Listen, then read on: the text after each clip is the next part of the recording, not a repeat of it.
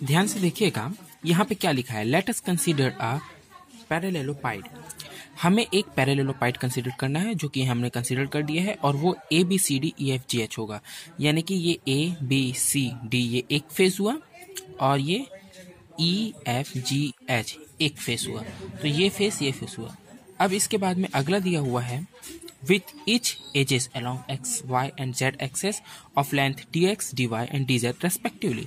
तो ये बोल रहा है कि जो उसके प्रत्येक एजेस हैं, यानी कि प्रत्येक कोने हैं, जैसे कि ये x एक्सिस के जो पैरेलल है, ये dx का लंबाई का है, ये dy लंबाई का है, और ये dz लंबाई का, यानी कि ये जो z एक्सिस में है, ये 3D डायग्राम है, तो ये z एक्सिस के जो पैरेलल होगा, यानी कि इसके जो पैरेलल होगा, ये x जो है dz होगा। तो ये dx हुआ, ये dy हुआ, ये dy है, मतलब ये भी dy है, ये भी dy है, और ये भी dy है, और ये dz है। ये क्या है, dx, यानी जो भी x एक्सिस के पैरेलल है dx, y एक्सिस के पैरेलल dy, z एक्सिस के पैरेलल dz है। अगला स्टेप में है, let the value of vector field at the centre of parallelopiped be F vector. हम क्या कर रहे हैं कि ये जो पैरेललोपाइड हमने ड्रॉ किया है, इसके बिल्कुल सेंटर में, इसके बीचों बीच में हम एक वेक्टर f ड्रॉ कर रहे हैं, whose components along x, y and z axis are fx, fy and z।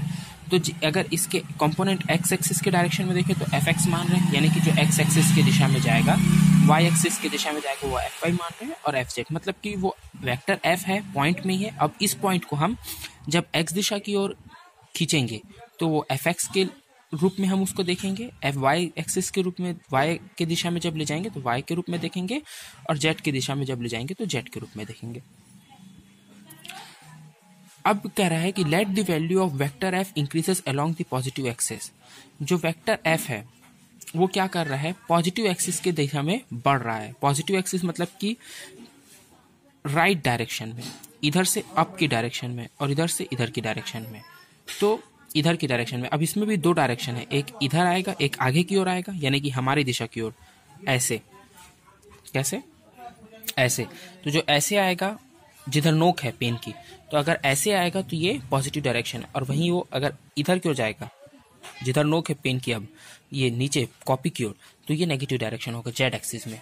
तो राइट हैंड की तरफ आए तो वो पॉजिटिव होता है, ऊपर की ओर जाए तो वो कौन सा डायरेक्शन है, पॉजिटिव डायरेक्शन है, और इसमें हमारी ओर बाहर की ओर आए तो वो पॉजिटिव डायरेक्शन है। तो यहाँ पे कह रहा है कि the rate of increase of F X along x axis.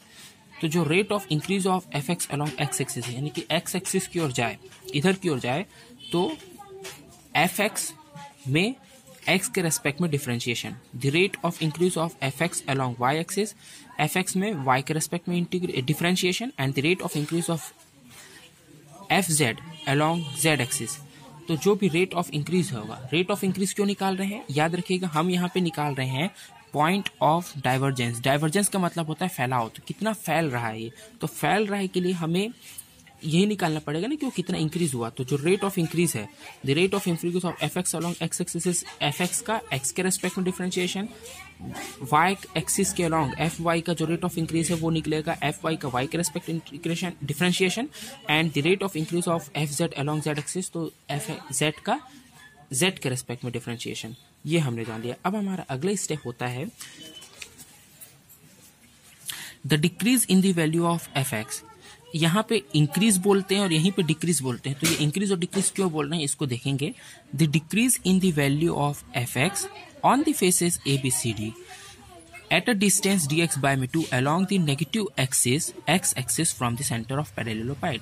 ध्यान से देखिएगा ये क्या बोल रहा है, इसको समझने के लिए हमें इसको समझना जरूरी है।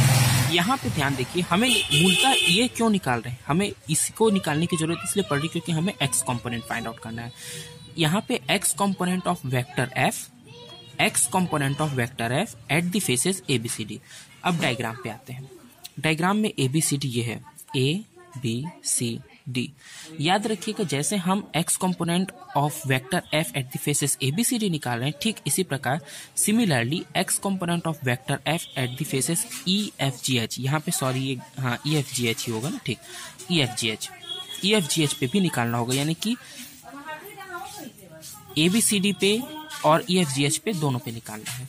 तो ये है ए बी सी डी और ये है ई एफ जी एच, दोनों पे हमें x कंपोनेंट फाइंड आउट करना है। अब ये x कंपोनेंट है क्या, मैं इसे समझा दूं।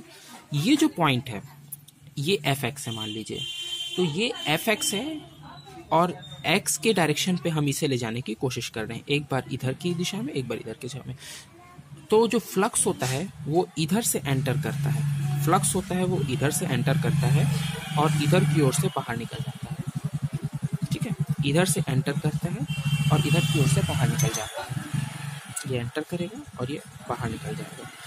तो इससे क्या समझ में आ रहा है कि इधर से अगर एंटर कर रहा है और मैं इसको, मेरे क्या काम है कि मैं इस एफ एक्स को यहाँ लाने की कोशिश कर रहा हूँ, ई एफ जी एच वाले फेस पे, यानी कि ये जो समतल है इस समतल पे इस एफ एक्स को लाने की कोशिश कर रहा हूँ। तो जब यहाँ से मैं यहाँ तक इसे लाने की कोशिश करूँगा तो ये तो ऑलरेडी एफ एक्स है, ये इस जगह पे है तो ये एफ एक्स है, पर यहाँ से यहाँ लाने के लिए कुछ और एक्स्ट्रा चीज उसमें जुड़ेगा ना। तो वो जो एक्स्ट्रा चीज जुड़ेगा वो क्या होगा, उसकी क्या मान होगा, उसका क्या वैल्यू होगा, उसका क्या मैग्नीट्यूड होगा, वो निकाल रहे हैं। और जब इस एफ एक्स को पीछे की दिशा की ओर ले जाएंगे, अब मैंने पीछे शब्द का उपयोग किया, मतलब कहीं ना कहीं ये नेगेटिव होगा। क्यों? क्योंकि ये इधर से आ रहा है और हम इसको अपोज कर रहे हैं, तो ये पॉजिटिव डायरेक्शन की ओर गया तो कुछ जुड़ेगा, लेकिन जब इसको पीछे की ओर ले जाएंगे तो कुछ घटेगा। तो वो कुछ जो घटेगा वो क्वांटिटी कितनी होगी, तो उसी को कहते हैं ये जो क्वांटिटी जो जुड़ेगी या घटेगी वो ये है। अब इसको कैसे निकालते, तो decrease in the value of F X on the faces A B C D. यहाँ पे डिक्रीज शब्द इसलिए इस्तेमाल किया गया है क्योंकि यहाँ पे हम एफ एक्स में कुछ घटाएंगे, तो वो जो घटाएंगे वो क्या है निकालना है, तो ये वो चीज है जिसे हम एफ एक्स में घटाएंगे। तो हम यहाँ पे इसलिए ये डिक्रीज लिख रहे हैं कि हम उस चीज को प्राप्त करने के लिए जा रहे हैं जिसे एफ एक्स में घटाना है। तो decrease in the value of F X on the faces A B C D at distance D X by में 2। यहाँ पे डी एक्स बाय में 2 कैसे प्राप्त हुआ, आपको बतला दूं कि हमने ये मान के चला था कि ये डी से एस तक के डी एक्स है। तो सीधी सी बात है, अगर ये इसके सेंटर में बना है, अगर ये पैरेललोपाइड के सेंटर में हमने एफ को माना था, तो अगर वेक्टर एफ हमने सेंटर पे माना था और वेक्टर एफ तीनों पे डिपेंड करता है, एक्स पे भी, वाई पे भी, जेड पे भी, तो सीधी सी बात है अगर ये सेंटर पे था तो डी एक्स के भी सेंटर पे आएगा। तो अगर यहाँ से मैं यहाँ तक इसको लेके जाऊँ तो डी एक्स बाय में 2 डिस्टेंस ट्रेवल करेगा, यहाँ से यहाँ डी एक्स बाय में 2 होगा, यहाँ से यहाँ डी एक्स बाय में 2 होगा। तो इसीलिए इस डिस्टेंस को डी एक्स बाय में 2 माना गया है along the negative X axis. Negative X axis में माना गया है from the centre of the parallelopiped. तो अब ये दोनों के लिए लागू होता है। अगर मैं इस डिक्रीज को इंक्रीज कर दूं, अगर मैं इस डिक्रीज को इंक्रीज कर दूं तो the increase in the value of F X on the faces A B C D at the distance D X by में 2 along the negative X, negative को पॉजिटिव कर देंगे। क्यों? क्योंकि अभी ये नेगेटिव डायरेक्शन के लिए था, अभी positive X axis of the centre of the parallelopiped, तो भी यही मान प्राप्त होगा। याद रखिएगा जब नेगेटिव को निकालेंगे तो इसमें नेगेटिव रहेगा, मतलब ये माइनस के रूप में लगेगा। अब X component of vector F at the faces A B C D, तो जब हम लोग A B C D face के लिए निकालेंगे, मतलब इस वाले हिस्से के लिए निकालेंगे, तो एफ एक्स में कुछ घटाएंगे, है ना, एफ एक्स में कुछ घटाएंगे। तो क्या घटाएंगे, वो ये टर्म जो प्राप्त हुआ उसे ही घटाएंगे। तो ये टर्म क्या था, ये टर्म निकला है एफ एक्स का डेल एक्स के रेस्पेक्ट में डिफरेंशिएशन। तो एफ एक्स का डेल एक्स के रेस्पेक्ट में जो डिफरेंशिएशन, इसे हम क्या बोलते हैं, ये हमने यहाँ पे निकाला था, the rate of increase of F x along x axis. तो एक्स एक्सिस के अलोंग जो रेट ऑफ इंक्रीज है वही है ये, और इस टर्म में हमने डी एक्स बाय में 2 का मल्टीप्लाई कर दिया है। तो यही हिस्सा है, ये इंक्रीज हुआ है कितना, तो डी एक्स बाय में 2 का मल्टीप्लाई करके ये चीज आया। और इसको हमें क्या करना है, ये जो टर्म हमने प्राप्त हुआ ये हमें एफ एक्स में घटा देना है। जब एफ एक्स में घटाएंगे तो वो A B C D face के लिए होगा, और जब एफ एक्स में इसी टर्म को जोड़ देंगे तो वो ई एफ जी एच फेस के लिए होगा। मतलब पॉजिटिव फेस के लिए हमें इसे जोड़ देना है और नेगेटिव हिस्से के लिए, नेगेटिव डायरेक्शन के लिए इसे हमें घटा देना है। अब इन दोनों को प्राप्त कर लेने के बाद में X component of vector F at the faces of A B C D और similarly X component of vector F along the faces of E F G H प्राप्त कर लेने के बाद vector flux of vector field निकालना है। Flux निकालने के लिए मैंने बोला कि इस दिशा से एंटर करता है, मतलब ए बी सी डी वाले जो फेस है, ए बी सी डी वाला जो प्लेन है इससे एंटर करेगा और ई एफ जी एच वाले फेस से बाहर निकलेगा। तो जिधर से एंटर कर रहा है उधर से वो पॉजिटिव डायरेक्शन वाला जो हमने निकाला, ये A B C D face है ये। तो the flux of vector field F entering the faces A B C D, तो F X minus F X का डेल बाय में डेल एक्स के रेस्पेक्ट में डिफरेंशिएशन डी एक्स बाय में 2, ये हमने यहीं से प्राप्त किया हुआ था ना, X component of vector F at the faces of A B C D, बस उसी को लिखा है। और फ्लक्स निकालने के लिए क्या करना होता है, कि फ्लक्स निकालने के लिए हमें उसका किसके किसके रेस्पेक्ट में वो आ रहा है, कौन कौन से दिशा में और है। तो देखिए, अगर इस दिशा से फ्लक्स एंटर कर रहा है तो किस पे निर्भर करेगा, डीए क्या क्या होगा उसका। तो जो डीए होगा वो यहाँ पे उसका वो ये होगा और ये होगा, यानी कि जेड एक्सिस और वाई एक्सिस। ऐसे तो ये एंटर ही कर रहा है ना, ऐसे एंटर ही कर रहा है, तो जो इस पे जो बना हुआ हिस्सा है जो मैटर करेगा वो जेड एक्सिस होने वाला है और वाई एक्सिस होने वाला है। तो इसलिए इसमें डी वाई और डी जेड का मल्टीप्लाई हुआ है। फिर उसके बाद में flux living out the faces, ये बी सी जी एफ जो लिखा है ये गलत लिखा हुआ है, ये ई एफ जी एच ही है, ई एफ जी एच ही है। ई एफ जी एच मतलब ई एफ जी एच ये वाला हिस्सा, इससे जो लीव कर रहा है फ्लक्स वो क्या है, तो F x plus F X का डेल बाय में डेल एक्स के रेस्पेक्ट में इन डिफ्रेंशिएशन और डी एक्स बाय में 2। यहाँ पे भी डी वाई डी जेड होगा, यहाँ पे भी डी वाई डी जेड होगा, दोनों में डी वाई डी जेड होगा, क्योंकि यहाँ पे भी अगर इसी डायरेक्शन से आया है तो ये इस पे निर्भर कर रहा है, तो यहाँ पे भी ये जेड एक्सिस और वाई एक्सिस पे ही निर्भर करेगा। तो डी वाई डी जेड होगा। और ये याद बस ये रखेंगे कि जब एंटर करेगा तो क्योंकि नेगेटिव दिशा से एंटर कर रहा है तो इसमें कुछ घटा हुआ है और इसमें कुछ बढ़ा हुआ है। तो excess of flux in X direction from the parallelopiped. अब हमें टोटल क्या निकालना है कि यहाँ से कुछ फ्लक्स एंटर किया और यहाँ से कुछ फ्लक्स बाहर आया, तो हमें ये निकालना है कि इन दोनों फ्लक्स जो एंटर किया वो फ्लक्स और जो बाहर आया वो फ्लक्स, उन दोनों का अगर हम डिफरेंस निकालें तो कुछ एक क्वांटिटी हमें हाथ लगती है, वो क्वांटिटी कितनी है। मतलब कुल मिला के ये निकालना है कि एक्सेस ऑफ फ्लक्स कितना है, excess of flux in X direction of पैरेललोपाइड।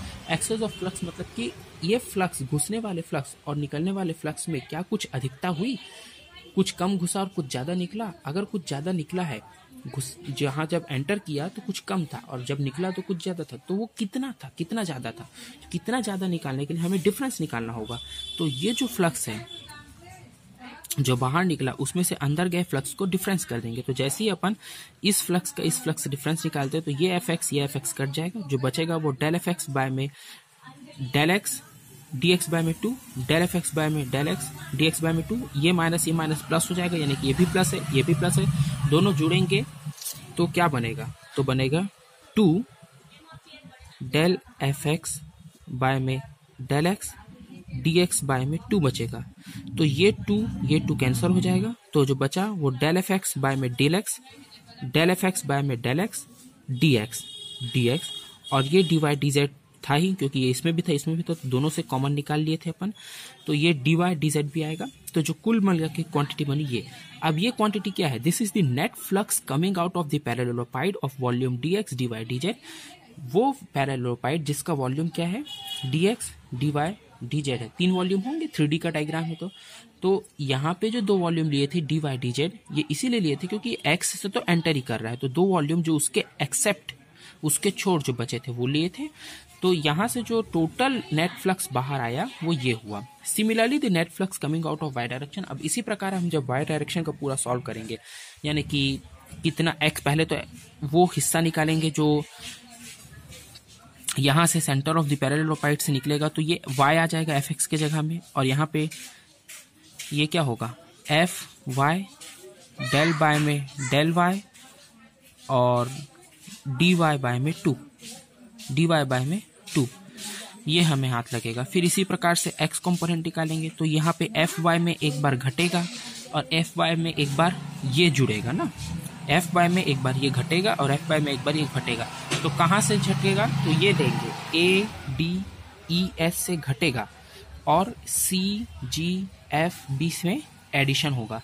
तो इसको सॉल्व करके दिखाने की ज़रूरत नहीं है, आप चाहें तो दिखा सकते हैं, आपके पास टाइम हो तो, नहीं हो तो नहीं भी दिखा सकते हैं। आगे आप सिमिलरली इसे देखते हुए लिख देंगे कि कुल मिला के जैसे ये सॉल्व हुआ वैसे ये भी सॉल्व होगा, और जो यहाँ पे एफ एक्स के जगह में बस आपको एफ वाई कर देना है, बाकी पूरा वैसे ही रहेगा। और the net flux coming out of Z direction, Z में भी सिमिलर होगा, F Z D X D Y D Z.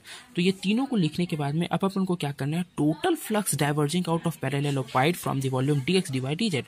तो जो टोटल फ्लक्स डाइवर्ज हो रहा है, अभी तो सिर्फ हमने एक्स कंपोनेंट के लिए निकाला था, फिर हमने वाई कंपोनेंट के लिए निकाला, फिर हमने जेड कंपोनेंट के लिए निकाला, और जब तीनों के लिए निकाल लिया तो मतलब कुल मिला के जो फ्लक्स एंटर हुआ और जो फ्लक्स बाहर निकला, तो जो बाहर निकला फ्लक्स वो कितना है कुल मिला के, एक्स से भी, वाई से भी, जेड से भी। तो वो जो है उसको निकालने के लिए ये तीनों को अपन एडिशन कर देंगे। तो तीनों में X Y Z, D X D Y D Z, D X D Y D Z, D X D Y D Z common है, तो इसको अलग से लिख लिया। और ये अपने पास क्वांटिटी आएगी एफ एक्स का एक्स के रेस्पेक्ट में डिफरेंशिएशन, वाई का वाई के रेस्पेक्ट में, जेड का जेड के रेस्पेक्ट में, तीनों का एडिशन। तो the total flux coming out of parallelopiped unit volume के लिए जब निकालते हैं तो D X D Y D Z को कोलैप्स हो जाता है। तो ये हमारे यूनिट वॉल्यूम के लिए निकला। अब गौर से देखिए, ये जो क्वांटिटी निकली है, यही है डाइवर्जेंस एफ, यही हमें प्रूफ भी करना था। पर क्या मैं इसको इस फॉर्म में भी लिख सकते हैं?